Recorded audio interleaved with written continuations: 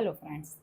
તો ઇન્ફર્ટિલિટીના બેઝિક ઇન્વેસ્ટિગેશનમાં સૌપ્રથમ આવે છે ફિમેલ પાર્ટનરની સોનોગ્રાફી. સોનોગ્રાફીમાં આપણને ગર્ભાશય અને અંડાશયની બેઝિક ઇન્ફોર્મેશન મળે છે, જેવી કે ગર્ભાશયમાં ગાંઠ હોવી, પોલિપ હોવું કે ગર્ભાશયની કોઈ એનોમલી હોવી.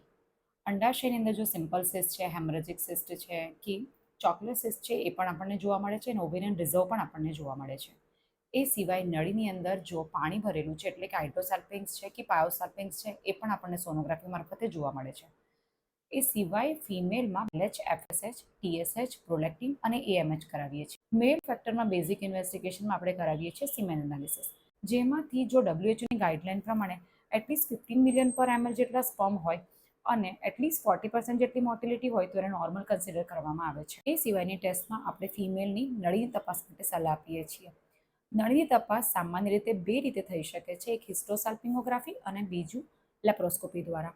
હિસ્ટોસાલ્પિંગોગ્રાફી એક નોન ઇન્વેસિવ ટેસ્ટ છે, જેમાં ડાઈ નાખીને બે બાજુની નળીમાંથી ડાઈ બહાર નીકળી કે નહીં એ એક્સરે દ્વારા જાણકારી મળે છે. અને લેપ્રોસ્કોપીમાં દૂરબીન મારફતે આપણને ગર્ભાશયની અંદર અને બહાર બંને બાજુની ઇન્ફોર્મેશન મળે છે.